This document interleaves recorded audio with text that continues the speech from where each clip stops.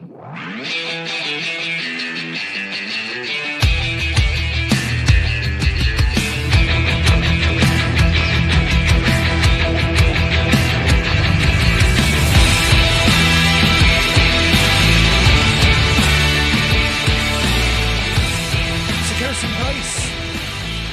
a Friday, November 29th, 2024, we're coming to you from the Nation Network studio, built by Arbor Lee here at the historic Wall Center and Sekeres and Price, a presentation of Bet365. Open an account with Bet365 today. Bet on a huge range of markets. So, whatever the moment, it's never ordinary at Bet365. Use code NATION when opening that account.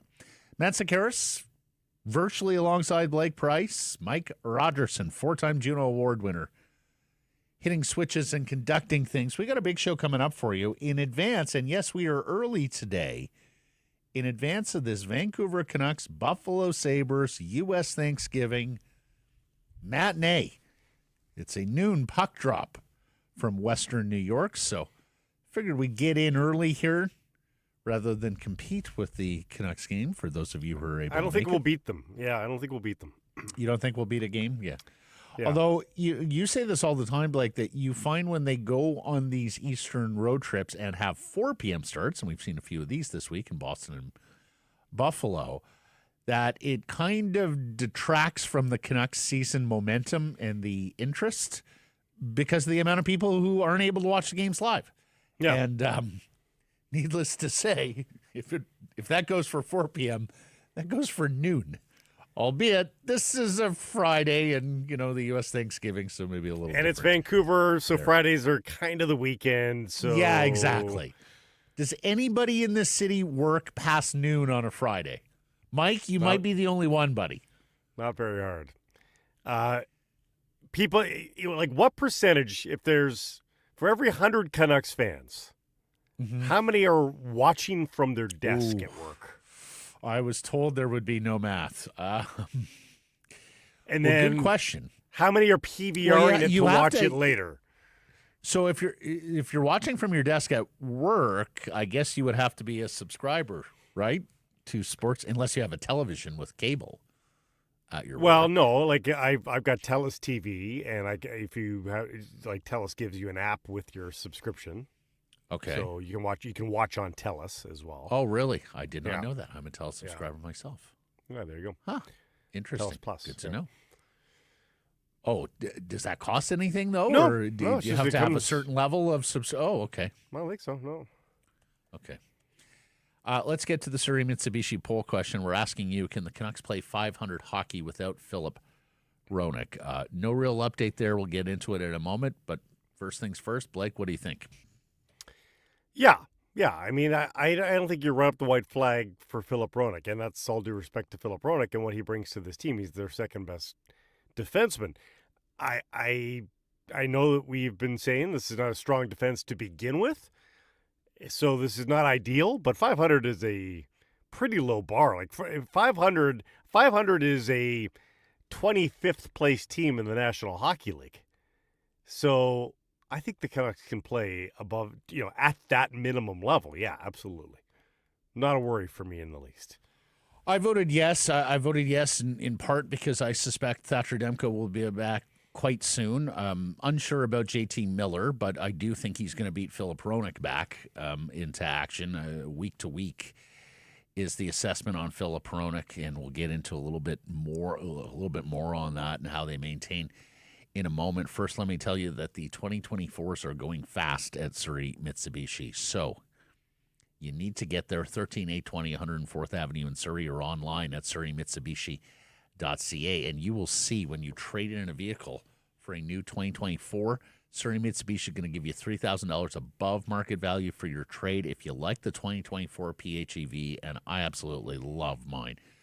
You get the extended warranty and no extra charge, plus a $1,000 credit towards winter tires. Take advantage. Rates as low as 1.9%, only while inventory lasts at Surrey Mitsubishi. Let's get to our top story, brought to you by Yellow Dog Brewing, Neighborhood Brewing, Foolish Winery, JT Miller, generating trade interest. This from The Athletic's Arthur Staple, who reports the Rangers recently inquired about JT Miller. Of course, we knew of the efforts of the Rangers to repatriate JT Miller, and of course, because he was a Rangers first-round pick, was involved in that big deal they made with Tampa the 1 year at the deadline. But yes, indigenously a New York Rangers draft pick and player. They were after him at the 2022 deadline. We talked a lot about it that season, Blake. Staple reports, as we suspected at the time, they were unwilling to give up Braden Schneider, who at the time was a prized first-round right-shot defenseman. He has since become an average defenseman. He's fine. He's a staple on the New York Rangers blue line now. He is, a full-time. But it seems a little folly now to think we didn't do that deal because we wouldn't let Braden Schneider go. With two years of hindsight, that doesn't sound very good. No, although Philip Hedl was also a part of that, and he has turned into a darn good player. Nils Lundqvist was also a part of that, and he's matriculated to Dallas, where he still probably isn't quite panning out to his first-round billing, and there was also a first-round pick mentioned there. Staple reports that Rangers general manager Chris Drury has long coveted Miller, and of course all the insiders, including our friend Darren Dreger, who joined us Monday, came out of the weekend talking about this memo that Drury had sent to the other 31 general managers, basically saying everybody's available, including Captain Jacob Trouba, including Chris Kreider, the longest tenured New York Ranger, that the organization is looking to shake things up. And it's funny because earlier this week I was listening to NHL Network, NHL satellite radio, and they had a Rangers reporter on, and forgive me, I didn't catch the name, who was talking about one of the things that Drury wants to see. And remember, when we're talking about Chris Drury and the New York Rangers, we are really talking about owner James Dolan with the New York Rangers. He's very much got his hands on the pulse there, a bit of a different cat. But anyways, this reporter was talking about what the Rangers lack is emotion. That, too often games come and go, and whether they're wins or whether they're losses, there just isn't a lot of emotion from the New York Rangers. And I'm sitting here following Twitter, and Larry Brooks, of course, the longstanding and dean of hockey reporters in New York City, tweets, "No emotion. The captain has checked out. This is brutal," as the New York Rangers are one of many teams playing a Friday U.S. Thanksgiving matinees. It's currently 2-0 for the Philadelphia Flyers early in the second period, that game in Philly. So, look at the Rangers. JT Miller certainly brings emotion, needless to say, so you can understand why they like Miller, and who knows? We have scant little information, Blake, on this leave of absence from JT Miller. Although Patrick Alvin earlier in the week talking about how JT will be a better player and a better person after this, and talking about the support and help that's available to him from the team and at the league levels. We don't know what's up there, but is it possible that whatever is up is something that might have the Vancouver Canucks management and brass wondering about JT Miller's future here in Vancouver? Yeah, by all accounts, by the way, it doesn't sound like the talks between the Rangers and the Vancouver Canucks necessarily went anywhere. There was some reference in the article that Mika Zibanejad is a possibility to send the other way, basically just swapping $8.5 million men down the middle. But Zibanejad's 31 with 6 more years left on his contract. Not a great one to take on necessarily. But you do get a full move and a full no move. He's got a full no move. Yeah, He'd have he's to got be a part full of it. no move until the final year of his deal. So Mika Zibanejad would have to really want to play in Vancouver. But you get Chris Drury's point of view here. Stop me if you hear a player. I'm going to mention a bunch of names. I'm going to read down the roster. Tell me when I get to a name that hasn't been there for at least 5 years for the Rangers. Panarin, Zibanejad, Kreider, Tocchet, Hedl, Kakko, Lafreniere, Sam Carrick might be recent. Sam Carrick and Riley Carrick is Smith recent. were the two recent additions. But even like Jimmy Vesey and guys down the roster in the forwards, all those guys long time. So that's the forwards. On defense, Fox, Trouba, Lindgren, Miller, Schneider. Like, they haven't changed. They are the same there's a couple of team. young players there who have made their way, been promoted up the organization, and now are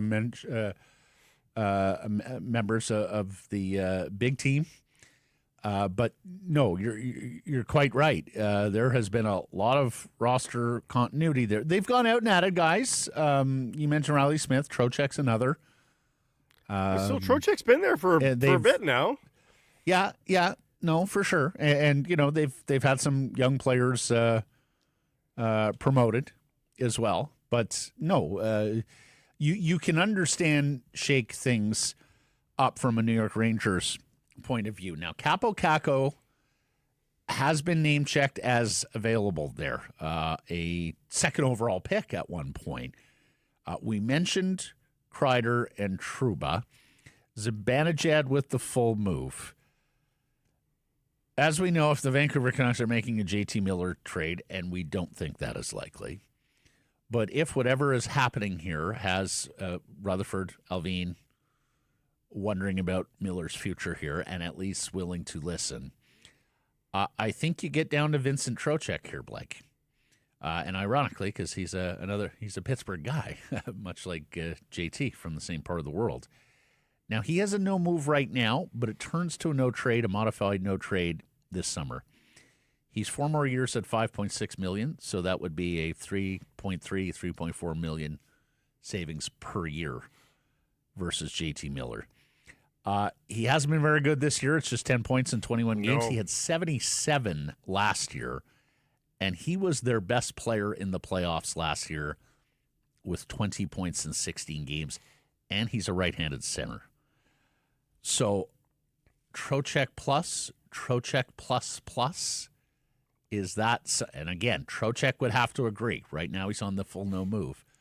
But you wonder whether it would have to look something like that to satisfy both bills. And you also wonder whether the Canucks could find their second pair defenseman in a trade like that. Are they so done with Trouba? And is Trouba so done with the Rangers that he could be a part of that deal? I just don't think you want to take on Trouba. I don't think you want to take on Trouba if you're the Vancouver Canucks. I think if you're talking Trocheck and Schneider, if you want to bring Schneider back into it. Okay. But I think the one I saw a lot of people talking about is if you're going to go down this road at all, is it Miller for Miller? Is it Keandre for JT? Yeah. Well,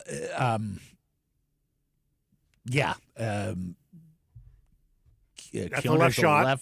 Left shot defenseman, but young, big, mobile, strapping, yes, not having a good year, not a ton of offense there.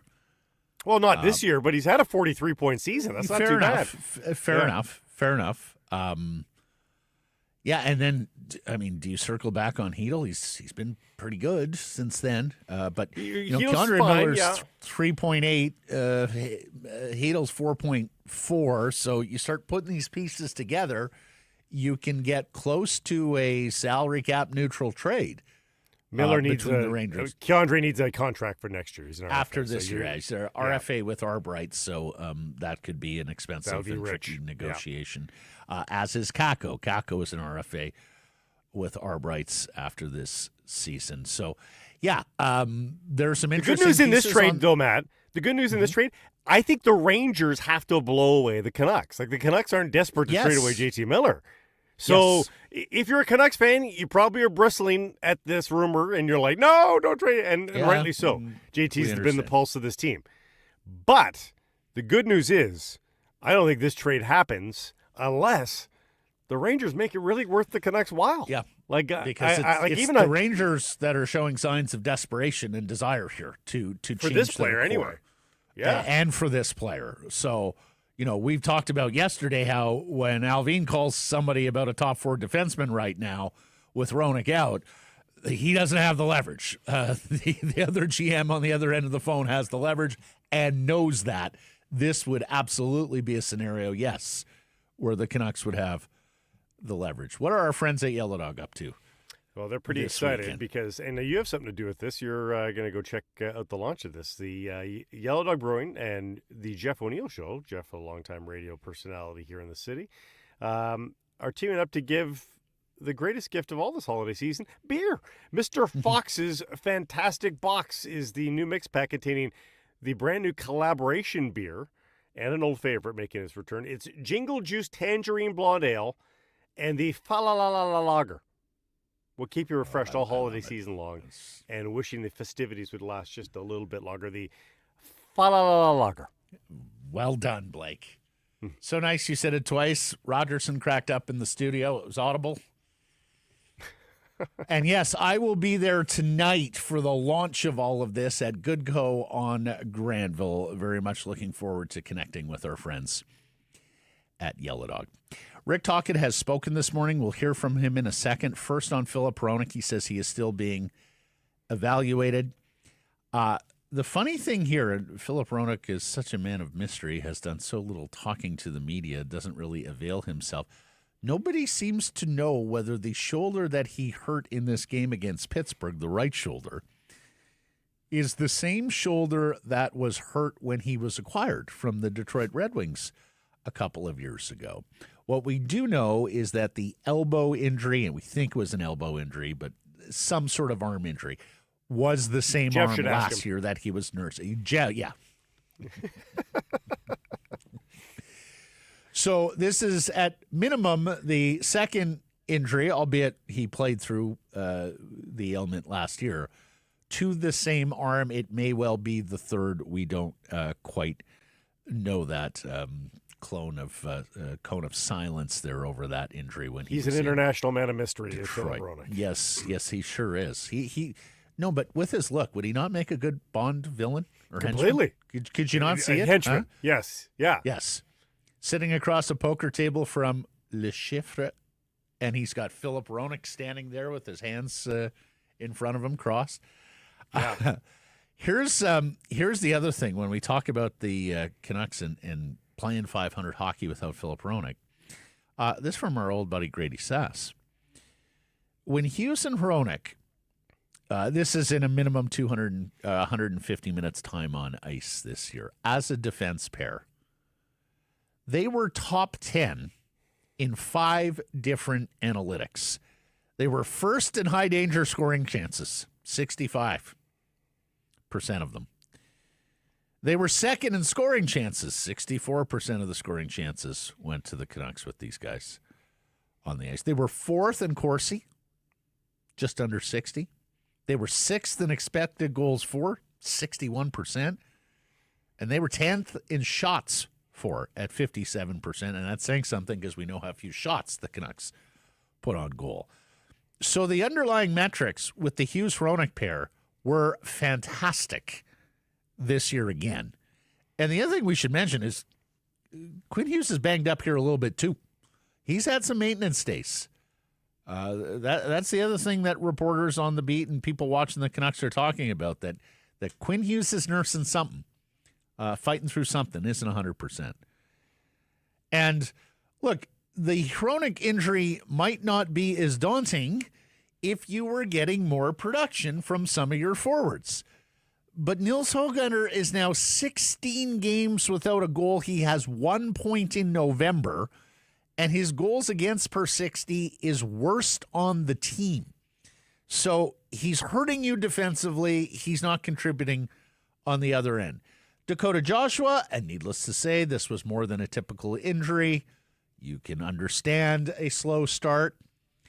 But it's 7 games back now for Joshua. He has just 1 assist and just 2 shots on goal. And then there's Besser, who, and I see Jeff has been tweeting about this, he hasn't looked right in the 2 games. He's not on a very good line, though. He's not on a very good line right now, to be fair to him. Fair enough. He's got none of his line mates around him right now. So, without JT Miller around, without a certified top 6 around him, I do wonder if Rick Tocchet should look into having Pius Suter with Brock Besser to try and liven up Brock Besser a little bit. Just put Teddy Bluger back with his old pals. Why not do that and have that's fair. Pius Suter? Yeah. I think Suter thinks at the level of Brock Besser a little bit better, maybe. That's the way I would go. But we'll see. Well, as mentioned, Rick Tocchet spoke this morning in Buffalo. Let's hear from the head coach. You did say too many goals gifted. How do you want to see that team adjust today in this afternoon game? Well, I think we all know we got to start better. It's been kind of an issue with our team, our first periods, first 10 minutes. So that's preparation. We got to get better at it. After that, we liked our game. Actually, the last 3-4 games, the Nashville game, if you look, we're just behind the 8 ball. We're trying to come back a little bit too much. It's hard in this league. There are a lot of good hockey clubs here, so you got to start on time. What can you tell us about Hronek? Still being evaluated. You still got to see a couple more people. So. Not available, obviously. No. I don't know how the length, but like I said, people are looking at him now. Any progress with Forbert? He's skating. I don't know the exact date again, but he's the good thing is he's been skating for I don't know how many times, but enough to start getting some traction. So about 14 months ago, you were talking about defense by committee. Is that sort of where you're at now? Yeah, I think when you play in this league long enough, whether you're a player or coach, you're going to have adversity, and you got to come together as a group. So it's a committee thing. That you can't take it upon yourself as an individual, just take over, the team type of thing. I think so. We have some capable defense that we had against Ottawa the other night was a perfect example. Hughes goes down, and I thought that was the 5 defensemen played as a committee, and that's what they have to do. The same thing. Take what's given, game management. Advance the puck. That's how you really get by injuries is when you have a committee and everybody's playing the same way. How do you feel how this group's done with JT out of the lineup? Listen, it's a huge hole. I mean, he's our driver, and we miss him dearly. But I think the last 4 or 5 games, I think some guys have stepped up. I think the team's 5-on-5 play has been pretty good. But he's a huge hole. I mean, when he comes back, look, it's like a blockbuster. I look at it like a blockbuster trade. You're getting the number 1 center in the league. So, But I think the guys have handled it pretty well. So to the trade rumors, Matt, that doesn't sound like a guy who thinks that his star center is being traded, by the way. No, but of course, he wouldn't let on. Yeah, defense by committee and better starts. He has liked their game over the past 3 or 4 just outside of the starts, which have been an issue all season. And it's funny because, here a quarter of the way into the season, the Canucks are only 4 points off last year's total. Blake, they were 29 points last year, 14-6-1. They're 11-7-3 for 25 points. Do you remember how much fun we were having with the goal differential last year for the Canucks? So gaudy. It was plus 33 at this stage. Yeah. It's basically the Jets 0 now. Right now. Yeah. But I found this interesting, and our old friend Grady Suss again dug this up. Last year at this point, the Canucks Corsi was 49.5. And remember, we were all talking about, look, there's some score effects there, but regression is coming. Their expected goals for was also less than 50. It was 48.5. This year, their Corsi for is 51.5. Their expected goals is just under 52. So they're actually doing better by those metrics than they were last year at this time. Goaltending is a hell of a drug, Matt. One of the big is a hell of a drug. separators is goaltending. The save percentage last year at this point was over 93%, and it's just above 90 this year. So last year at this time, they were the PDO champions of the world, right? Like people are going, we've never seen PDOs like this. This year, and the shooting percentages are actually comparable. They're only separated by one percentage point, so they're not too far off shooting. It's the saves that are the big one. And by the way, the Jets are plus 34 right now. They are this year's Vancouver Canucks. Yes, they are in some doing the exact same thing. Interesting to hear him talk about Derek Forbort, by the way, a bit of a forgotten man here.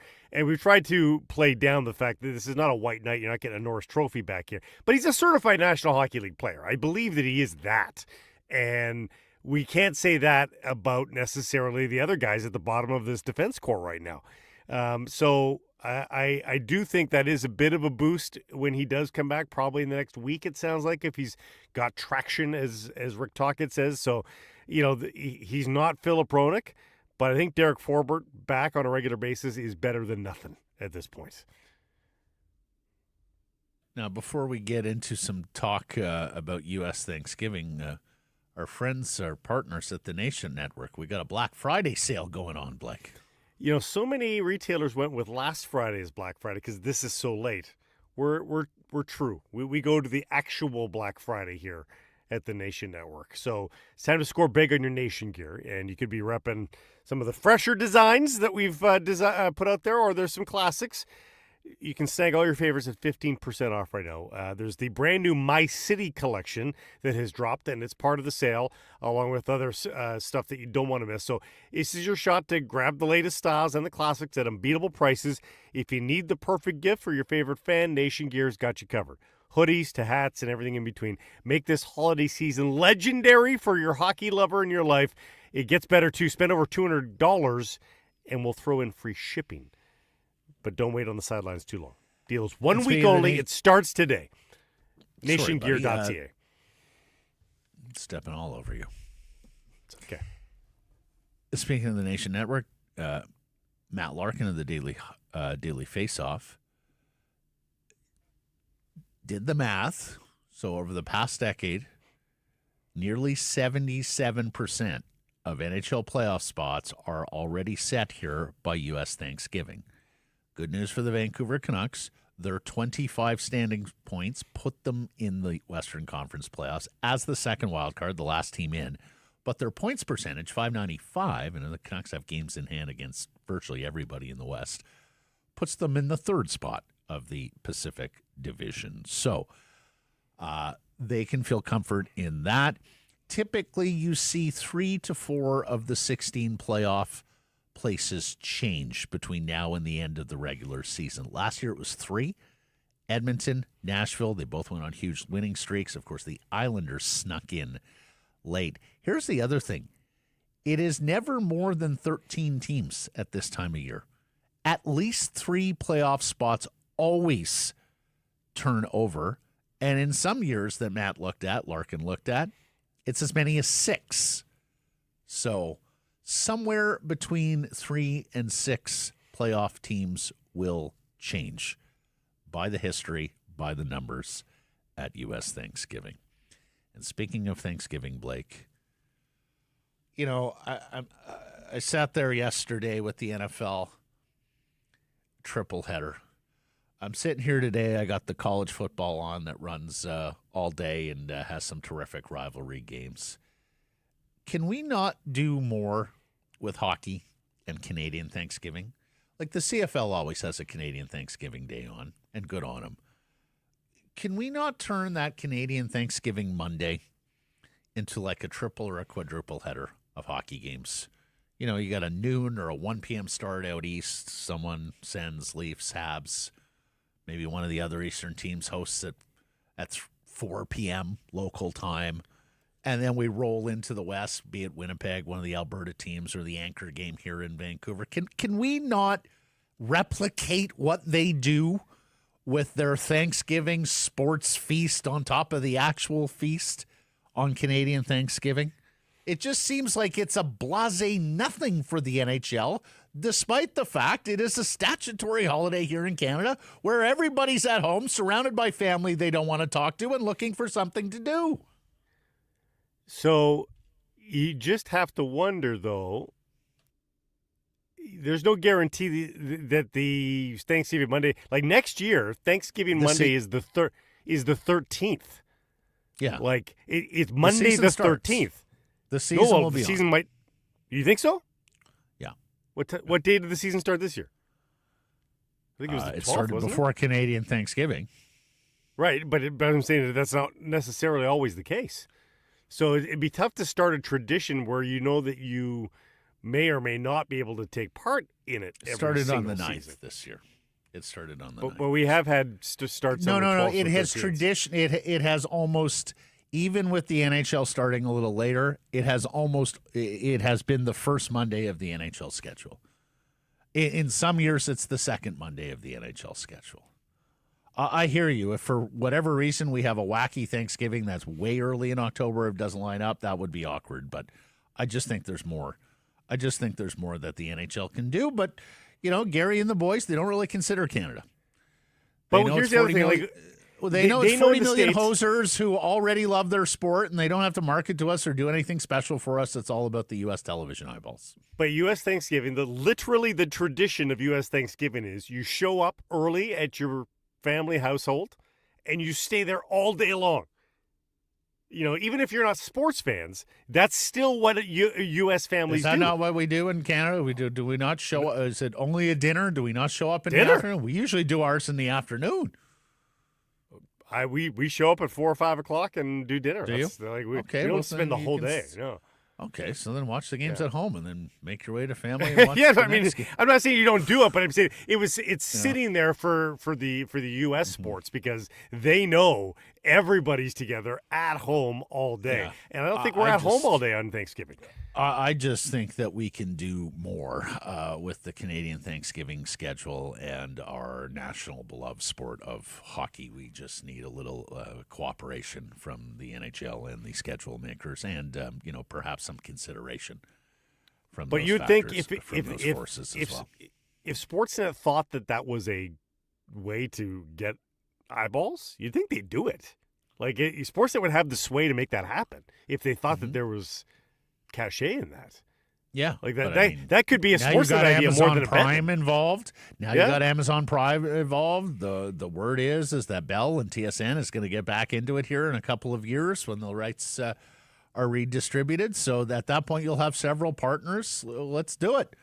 And that's the good thing, Matt, is when you have several partners. Cacophony of hockey. Let's create a festival, a celebration of hockey on Canadian Thanksgiving with a triple or a quadruple header on that holiday Monday. But we've always said this about the multiple networks for sports is the more that you have at the table, the more ideas you have. When you only have one partner. And innovation, because they all want to have their own special thing. They all want to do, like Thursday night football came out of that. Sunday evening football, the Monday Nighter goes back years, but for the Sunday evening football came out of ESPN when they finally gave ESPN games, and that was a massive deal for ESPN. That was basically, guys, we have freaking made it.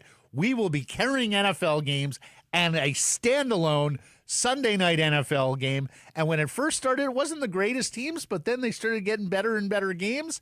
And effectively, they turned it into the single biggest television window now that it's on NBC on the calendar. There is not a time, week to week, in the fall, that more televisions are on outside of a special event here or there than that Sunday evening window, 5 o'clock our time, 8 o'clock Eastern time when the NFL Sunday Nighter goes. And that's because the network said, we want something special, and they got it. Yeah, we're going to do something different. We're not just going to put games up against Fox and I think it was Fox and CBS at the time, but it could have been Fox and NBC. We're going to do a game at night on the Sunday to be a single standalone that everyone can watch. Hockey fans, Jeff Marek, who sends his regrets. He is busy testing out his studio and everything for his big launch of the show, The Sheet, on Monday at noon Pacific time on the Daily Faceoff YouTube channel. Jeff's going to join us on Fridays going forward, but he sent his regrets here today. He's got too much to get ready for The Sheet, which has he covered. NHL, junior hockey, and of course there's some massive stories going on in junior hockey, and Jeff is always covered junior hockey. He's well positioned to cover that story as well. The PWHL, all the news, rumors, emerging trends, insights from the rink, guests. Follow them on social at The Sheet Hockey and check out the debut on Monday at noon Pacific on the Daily Faceoff YouTube channel. That brings us to our menu brought to you by Greta Bar. John Shannon is going to join us coming up. Shorter show today so that you can make it for puck drop with the Vancouver Canucks and the Buffalo Sabres at noon Pacific time here from Western New York. So John's going to join us. We'll talk about all these matters. Greta, of course, a fantastic spot to catch all the games home and away. Canucks Army viewing parties are coming there. Stay tuned for those. Your minutes from the arena, the stadium, pregame, postgame, awesome arcades encircles the bar. Weekly drink specials at Greta, 50 West Cordova. Let the games begin. Okay, Bet365 time, Blake, and I finally got a win yesterday. I had to go trolling a minus 185 money line team in Green Bay, but sure enough, they came through for me. And you got a win yesterday as well because you got the Bears and the points. You keep the honor. What says you? Honestly, I hope my statue looks better than Ronaldo's and Dwayne Wade's, but I am a little bit nervous about it because sometimes they just come out bad. It doesn't look very good. So we'll see. But I'm hopeful that the statue let's hope okay. let's hope the artist is a veteran, seasoned bronze worker and really captures you here, shy of a milestone birthday. No wrinkles yet, so they don't have to build those in. Seahawks into that baby face. Seahawks into New Jersey to take on the Jets, and why wouldn't you take the Seahawks versus the Jets? Yes, they're on the road. Yes, we know all those legends of the Seahawks being terrible on the East Coast. It's the freaking New York Jets. They're going to be just fine. Even as a road favorite, I'm not dissuaded. Seahawks -1. Yeah, why would you take the Jets? Period. Yeah. We talked about Dakota Joshua's struggles, but a young Sabres team that isn't the most buttoned up defensively. Who did you say is missing here? Is Dahlin not playing tonight? Dahlin is a game-time decision. I haven't seen up to this point, but right. I think there could be some goalmouth chances available here. We know that's where Joshua excels, plus pretty good company there with Suter and Garland. He's due. Dakota Joshua as an anytime goal scorer today, paying at plus 650. Open an account at Bet365. Oh, go ahead. Finish it off. Finish it off. Open an account with Bet365 today and bet on a huge range of markets. So whatever the moment, it's never ordinary at Bet365. Use code NATION when opening that account. We should just get this little bit of breaking rumor. Kevin Weeks, who loves to stir it up, and he's generally got his finger on interesting pulses. Yep. Yeah, he does. He's throwing Nils Hoglander out there onto the national stage here, saying that the Caps, Pens, and CBJ are among the clubs that have explored the possibility with Nils Hoglander. Yep. And, of course, two of those teams looking towards the future and Washington looking to fortify what has been a very good start there. So there you go. There's your Google homework over the weekend. Yeah. Find me a top 4 right shot defenseman or left shot from CBJ, Pittsburgh, or Washington who works in return for Hoglander, or at least works as a principal in the Hoglander deal. John Shannon coming up next. I'll be honest, I don't get to many games anymore, whether it be at the arena or the stadium. Ticket availability cost, it's a bit of an issue these days. So I prefer to go where there's atmosphere and I know I can get in. Greta Bar YVR. Soak up all the atmosphere with your fellow fans and enjoy a great night with a great street food menu. I prefer the poutine. Weekly drink specials as well at Greta Bar YVR at 50 West Cordova. And we'll be having our viewing parties there all season long as well. Your pregame, your postgame, it's at Greta Bar YVR, 50 West Cordova. Let the games begin. Sekeres and Price from the historic Wall Center. And is there any turkey on that comfort menu, Blake? There is not turkey per se, but there's the chicken pot pie, There's of course. Nothing. I mean, it all feels kind of U.S. Thanksgiving-y, right? Pot roast, mini Yorkies, braised beef burger. There's the carbonara. Remember I told you about the carbonara? It's all just yummy stuff. And if the hockey team keeps losing players to injury, you'll need more comfort. So we'll see what happens here this afternoon. But if you need comfort later on this afternoon, head to your local White Spot today. Let's bring in the former executive producer of Hockey Night in Canada, the most famous man from Oliver, British Columbia, Mr. John Shannon, who we missed on Tuesday. How are you, John? I'm great, boys. It's Black Friday, so you know what that means. Yeah. You're going shopping. John Shannon Are you going shopping? Are you in Buffalo with the missus? No. I'm just at my local mall. Figure out what the heck I'm doing here. It takes 40 minutes to find a parking spot and 2 minutes to shop. Better you than me.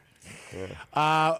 What do you think, John? Philip Hronek is out week to week for the Vancouver Canucks. How do you feel it will impact the team? Well, I mean, I think it's kind of funny. I remember back to when the trade was made and everybody was rolling their eyes that why would you trade for an injured guy? And then I think we realized how good he has been for this organization and how much he's complimented whoever he's played with, particularly. So from that perspective, I think what we're talking about is a valuable member, and they're going to have a tough time adjusting to life without Hronek for the next couple of weeks. It almost makes you wonder if there isn't a thought process of changing how the team plays a little zone and even offensively, just to try to get through this period of time on the road, by the way, which is never fun, and limp through until one of their big guys gets back, whether it be Hronek or Miller. Are you suggesting the John Tortorella, everybody in front of the net, just total commitment to team defense and see if you can eke out some ugly wins? Well, we saw that in Boston already. Ugly wins would be good. They already did it. Ugly wins would be good. I'm not sure I'd ever advocate, the John Tortorella system, guys. But what I would say is I think it's time to keep it simple. I think that particularly when the six defensemen are out there, let's not try anything more than just get the puck out. Find a simple way to get it to the forwards, and let the forwards do their job at the other end of the ice. Last year, Jim Rutherford and Company operated from a position of strength and that they didn't have a ton of injuries, so they were always operating with that whole roster, and they never looked desperate all season long. Different set of circumstances this year, in which if you see that it's Jim Rutherford on the other line calling in, my good, there's a desperate guy there who's got up to his eyeballs in injuries. So, does he just call a spade and say, okay, that's just the position I'm in, I still have to make the deal? Or do you think he refuses to pay the piper here and is going to sit it out? Oh, I don't think there's any need to panic yet. I don't. And perhaps the Boston game isn't a fair litmus test simply because Lankinen was so darn good in that situation. But what I would say is, and there's capital implications to all of this. This is a league, guys, where it's get in and win. And you're going to have to beat three good teams to get to the Stanley Cup final anyway. So don't change your game plan in the short term. And they have a better idea how long Hronek's going to be out than we do. And so I'd not be in any mode of panicking. And this also gives them, again, the cup half full attitude. It also gives them a chance to look at some of the kids from Abbotsford and see if they can contribute. So my answer is don't panic, stay the course, simplify the game, break it in again and see what happens. And perhaps before Christmas, it's Thatcher Demko.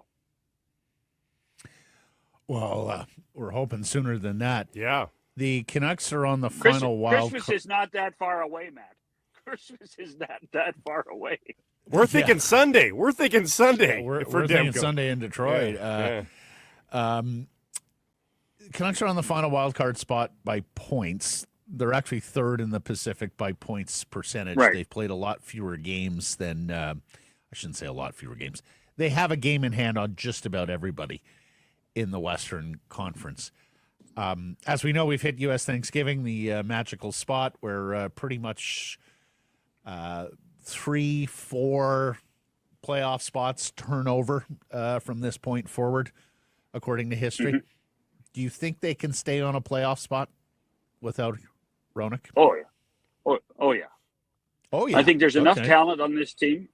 I think there's enough talent on this team. I think that, any team, Elias Pettersson seems to be getting back in a groove. Quinn Hughes is still Quinn Hughes, even though I think he's a little banged up and they're not really talking much about it. Is still in a pretty good spot. I'm not panicking at all. And by the way, I think the U.S. Thanksgiving, Kenny Holland's sitting in Vernon up at the lake. They're laughing at everybody because he came up with this equation of U.S. Thanksgiving. But I think that I did when the season started October 1st. So we're 2 weeks later. I think the magic number now is probably the 15th of December. Take a look at the next 2 weeks and see where teams are and how things work out. And that'll probably give you a better indication of who makes the playoffs. Probably teams on that day are going to be thinking that they're playoff teams, and it's those 4 extra teams that are going to have to be fighting. Because dare I remind you, last year, one of the Stanley Cup finalists was well out of the playoffs on U.S. Thanksgiving. Yes, indeed they were, as were the Nashville Predators. Edmonton and Nashville went on the big long runs last year to get into playoff position from here, and then the Islanders actually were the other team to go from below the bar to above the bar at this stage in the proceedings. John, the Kevin Lankinen's story has been unbelievable. You talked about him already there, his performance in Boston. Is he league-wide? Is he the best free agent signing when you think about wins impacted here? And certainly by efficiency, by dollars spent. I mean, he's amongst the best free agent signings in the entire league, isn't he? I think that last statement is probably the most accurate one, Blake. Here's a guy, 2 weeks before the season started, he didn't have a job. And now he's playing for close to the league minimum to be a starter. The way this has happened, the way this has worked out, he wasn't coming here to be the starter. He was coming here to Sheloffs, and now it's the other way around. And based on what I'm reading from everybody in British Columbia, there is a little bit of panic about Sheloffs and praying that Thatcher comes back quickly.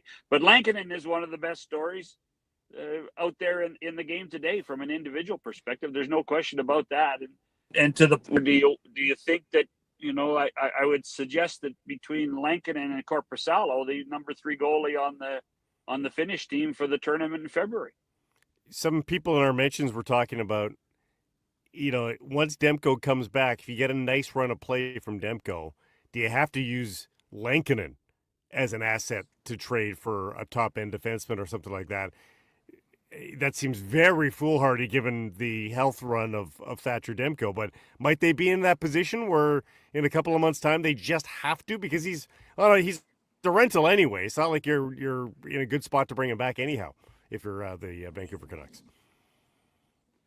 Here's the one thing I would say about that is I believe Sheloffs is on the 3rd year of his entry-level deal, correct? This is his 3rd year, or is this his 2nd? I don't have my book in front of me.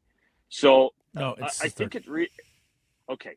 So the answer then is, next year, whoever your backup goalie is, we're assuming that Demko's healthy, whoever your backup goalie is going to either Lankinen or Sheloffs is going to have to go through waivers to go to the American League if they don't carry 3 goalies. So then the challenge becomes is who do you want to lose more or lose less? And so the other thing is that if Lankinen's smart, and I'm sure he's got his agent whispering to him now, he's going to have a nice July 1st. Yeah. And that's the thing. He can sign with the Canucks after January 1st, but why wouldn't you wait until July 1st? And if that's the case, and if they get the message that Lankinen's going to wait till July 1st, then I think your thesis about using him as trade bait makes a ton of sense if somebody needs a quality backup goaltender. Yeah, Sheloffs is under contract next year for $850K, and yes, that would be his 4th season under the entry-level deal. The NHL's gone dark, went dark for U.S. Thanksgiving. John, is that the right move? Oh, I think so. It's. I think every professional league would have to look and say, "Wow, the NFL's just done a magnificent job," and why would we even want to compete?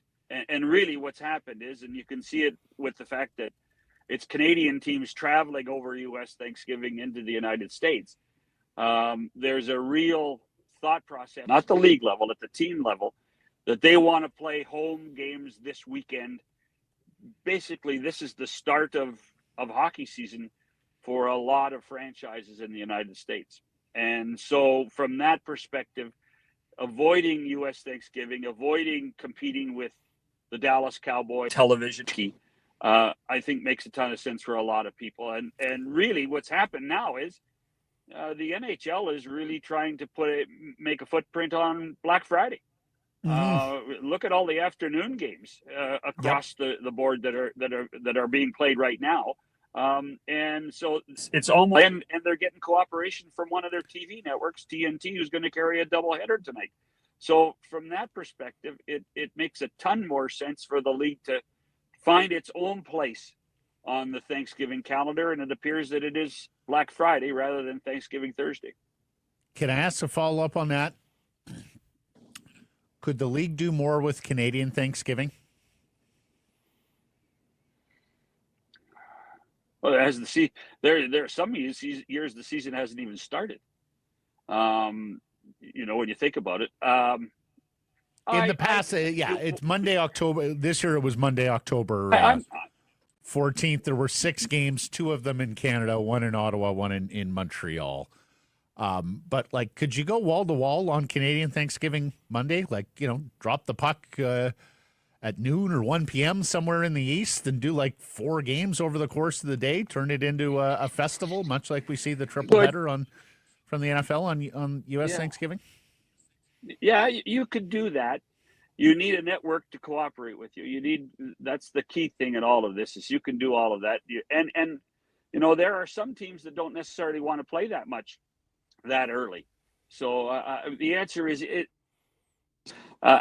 our Thanksgiving, not to get into philosophical debate here, our Thanksgiving is a different style of holiday than Thanksgiving in the United States. And I think we have to understand and respect that. So yes, the answer is yes, but it doesn't really, let's copycat what they do at the end of November and the second Monday in October. Connor Bedard had a clip on that. He was asked about taking part in American Thanksgiving for the first time. He said, yeah, it's crazy down here. He said it's way more chill a holiday up in Canada. That was his word, chill. It's way more chill in Canada for Thanksgiving. But he's like, I guess I'm excited about this. I guess. So he's getting his first taste of it here with the Blackhawks.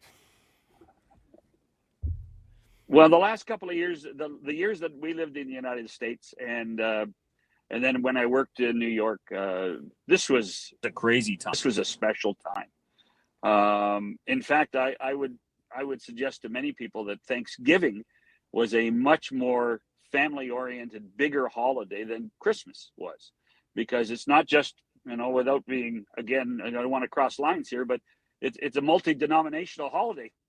Christmas isn't for everyone. And so from that perspective, this is the great American holiday. And they certainly know how to enjoy it. The NHL is naming quarter-century teams next season in 2025. Wow. 6 forwards, 4 defensemen, 2 goalies from every franchise. I know I'm springing this on you, so I will go through the list. You tell me yes or no. For the Canucks, 6 forwards. Hronek and Daniel Sedin. Yes. Marcus Naslund. Yes. Okay. Your next 3 come from a group of Kessler, Burroughs, Bertuzzi, Miller, Paterson, Horvat, Besser. Who are you taking?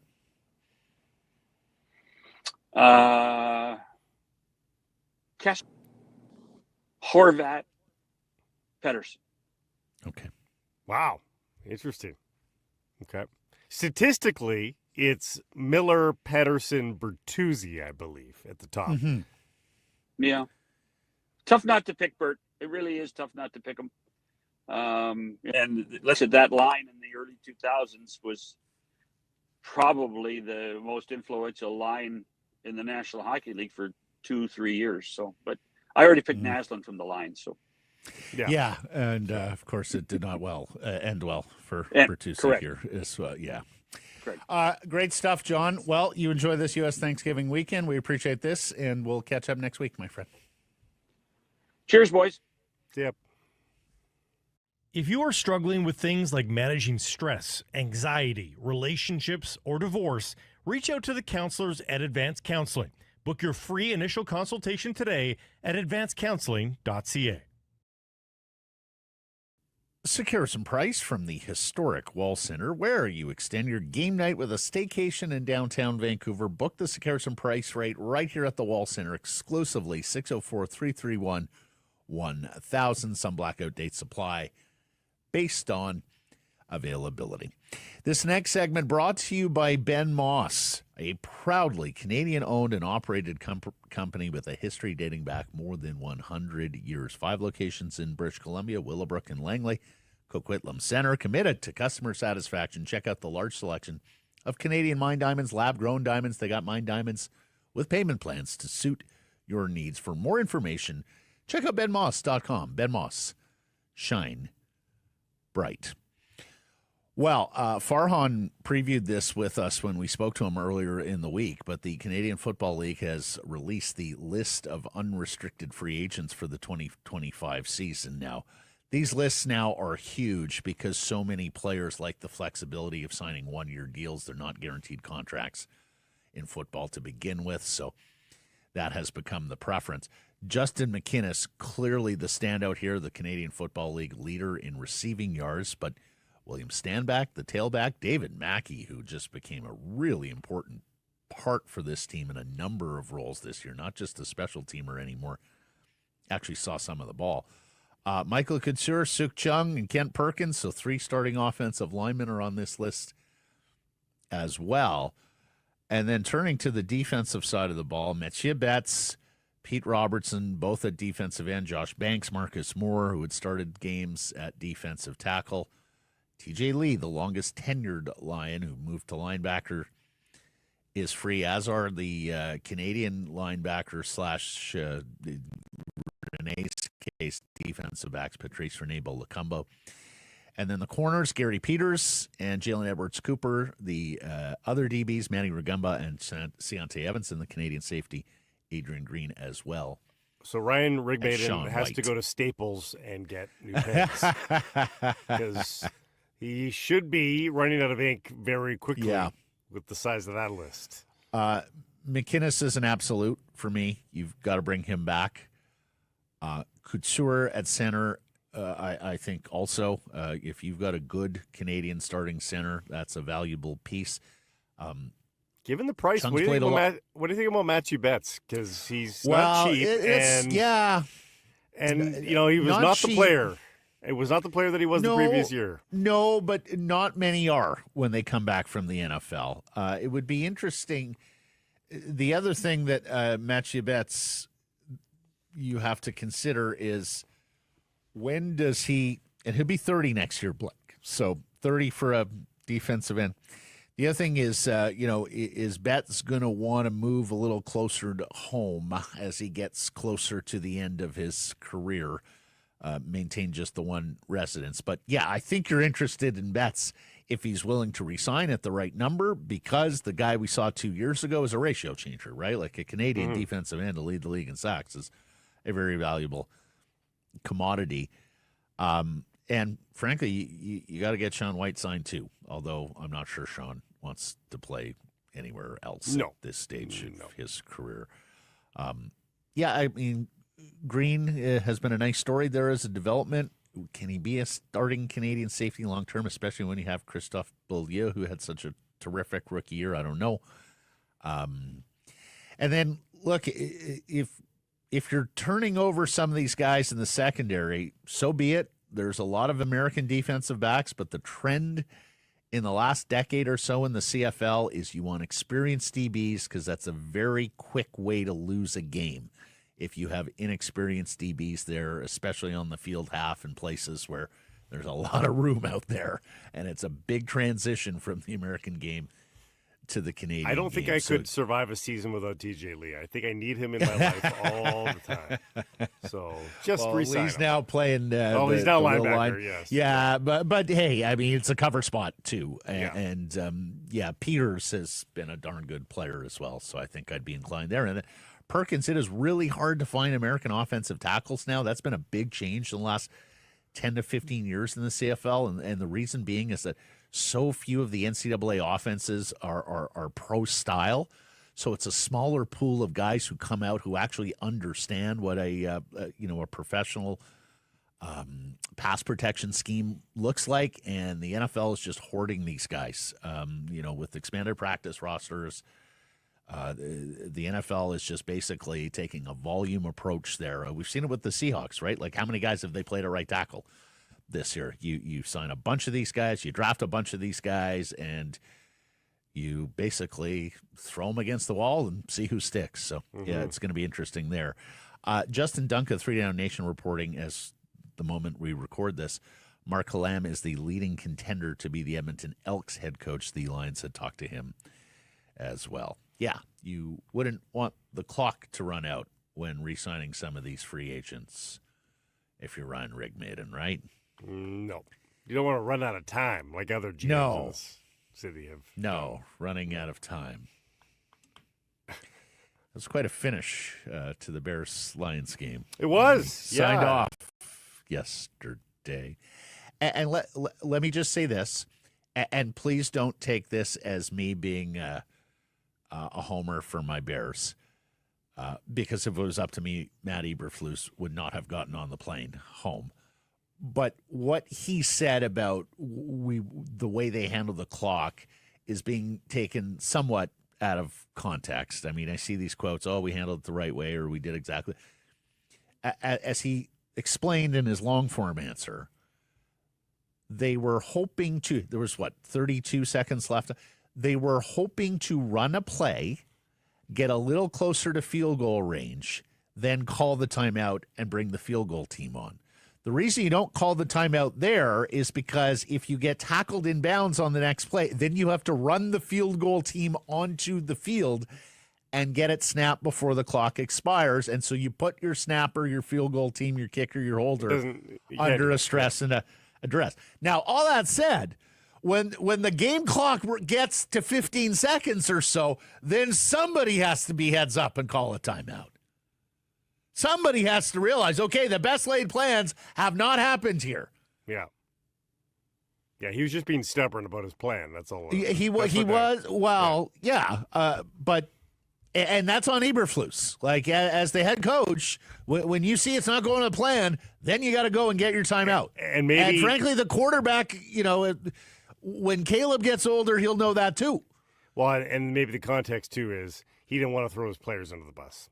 That, hey, I had a plan. My players didn't execute the plan. And he did take responsibility. Check this stat from the Associated Press, though. There have been 221 coaches in NFL history that have had 20-plus games decided by 7 points or less. Matt Eberflus's win percentage in games decided by 7 or less, 227. He's 5-17 all time in that scenario.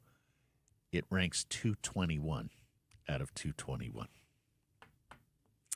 Bears have never fired a coach in midseason. 100-plus years. Not a good crunch time guy. No, not exactly. My biggest takeaway from yesterday in the NFL, by the way, was I was yesterday years old when I learned about the Dolphins' safety, Storm Duck.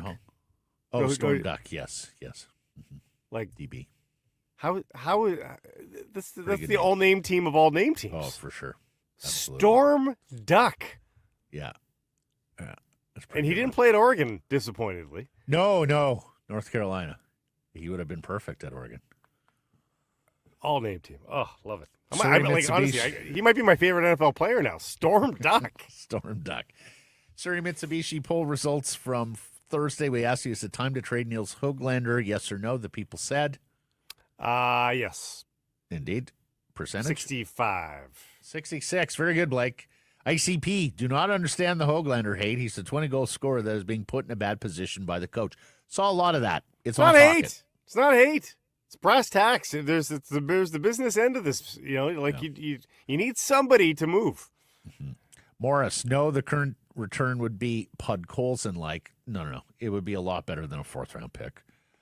Ivy, I'd say yes. No disrespect. Hoglander's a good player, but he's not the same player as last year when it comes to goals and points, and his confidence disappeared. I think it's time for the Canucks to trade him and get a top-4 defenseman. So saw a lot of that.